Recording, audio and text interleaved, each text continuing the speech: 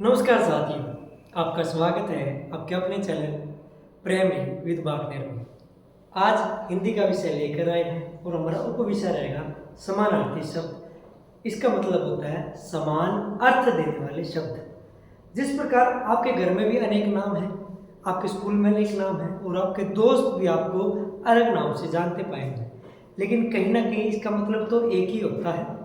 तो आइए इसी प्रकार से शब्दों के इस मायाजाल को समझते हैं और चलते हैं प्राइमरी विद बार्टनर में शब्दों के मतलब के ओर। जैसे कि आप ये दृश्य और पिक्चर देख पा रहे हैं, ये पिक्चर है सूरज की, सूर्य भगवान की। इसमें अब हमारे ग्रंथों में पढ़ोगे इन्हें गायत्री भगवान भी कहा गया है। और जो गायत्री मंत्र है ओम भूर्भुवस्सुः तत्सवितुर्वरेण्यं भर्गो देवस्य धीमहि धियो न प्रचोदयात्, वो भी सूर्य देव को समर्पित है और सबसे बड़ा मंत्र माना गया है। आइए उसी के लिए पढ़ते हैं। तो इसे सूरज के नाम से हम जानते हैं। इसके अलावा दिनकर, भास्कर, दिवाकर इनको कहा जाता है।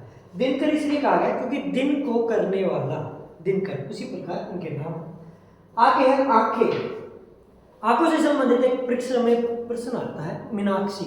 मीनाक्षी शब्द का अर्थ होता है मीन जैसी आंखों वाली, मीनाक्षी कहा जाता है। तो आंखों के अलग नाम क्या है? नयन, नेत्र, चक्षु। क्योंकि हम हिंदी की क्लास ले रहे हैं तो तोड़ना और शब्दों को जोड़ना हमें आना चाहिए। यहाँ मैं शब्द उठाता हूँ नैन। नैन बना बेटा ने प्लस अन से। ने का मतलब होता है ले जाने, अन का मतलब वाला, यानी आपको ले जाने वाला। आपके शरीर में लेके तो पैर जाते हैं, लेकिन कहीं ना कहीं इनको दिशा प्रदान करते हैं आपकी आंखें। तो नैन बना ले जाने वाला नैन। आइए आगे देखते हैं। यह पेड़, पेड़ को आप देख पा रहे हैं, इसे ध्रुव, वृक्ष, पाद, दरखत ना जाने किन नामों से आप जानते हैं। तो अपने पर्यायवाची समानार्थी शब्द। अगला है फूल। फूल को हम पुष्प, सुमन, कुसुम आदि के नाम से जानते हैं। अगला है बादल। देखो यहाँ आपको ध्यान देना बेटा, जैसे मैं जल ले लेता हूँ, क्या ले लेता हूँ? जल। एक होता जल को देने वाले और एक होता जल को धारण करने वाले। याद रखना, क्यों ना पर्यायवाची शब्दों को आसान कर लिया जाए। अगर मान लेते हम यहाँ जल लिखिए और उसके पर्यायवाची लिखिए, उसके बाद उसको देने वाला और उसको धारण करने वाला।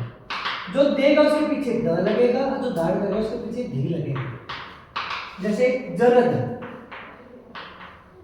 जलद हो गया बादल के लिए, जल को देने वाला, ठीक है। और जलधि, जल को धारण करने वाला, ये हो गया समुद्र के लिए। जी हाँ, जहां भी आपको द मिलेगा वो बादल का पर्यायवाची और जहां आपको धी मिलेगा वो समुद्र का पर्यायवाची होगा। आगे आगे चलते हैं।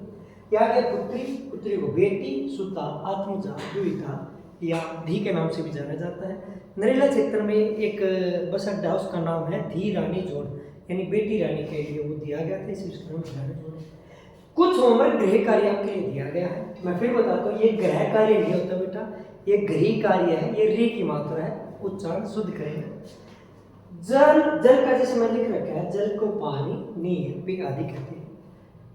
धरती, लड़का, माँ, चांद, मानव, हवा आदि इनके आपको बताने हैं। जाने से पहले एक छोटा सा ज्ञान और दे देता हूँ। जल, नीर और पानी, एक सेकंड में समझ रहा हूँ। इन तीनों शब्दों का अर्थ बताओ। अगर आप कहीं ना कहीं गहराई में जाओगे, हिंदी भाषा में अगर ये शब्द पैदा है तो इनके अर्थ में भी कुछ डिफरेंस होगा। एक सेकंड का समय आपके पास है, बिल्कुल टाइम इज ओवर। देखो बेटा याद रखना, पानी, हर पानी को कहते हैं, चाहे वो पहाड़ों का पानी है, चाहे नाले का पानी है, चाहे नदी का पानी। पानी is a form of H2O, is called water. लेकिन जल उस पानी को कहते हैं जो आपकी श्रद्धा से जुड़ जाता है। जैसे शिव जी पे हम पानी नहीं चढ़ाते, हम जल चढ़ाते हैं। सूर्य देवता पे हम जल अर्पित करते हैं, यानी ठुट्टी में से जो पानी निकाला है, अगर वो किसी आपके श्रद्धा भाव में काम आ रहा है तो वो जल कहलाएगा। और नीर शब्द का मतलब होता है वह पानी जो पीने योग्य है। आप रेल की यात्रा करते हैं तो रेल नीर लिखा जाता है, ना कि रेल पानी। तो इस प्रकार हमारी ये वाला विषय पूरा हुआ है और आशा करेंगे आप ऐसे ही जुड़े रहेंगे, डटे रहेंगे, क्योंकि प्राइमरी विद बार्टनर आपके साथ ऐसे ही जुड़ा हुआ है। जय हिंद, जय भारत।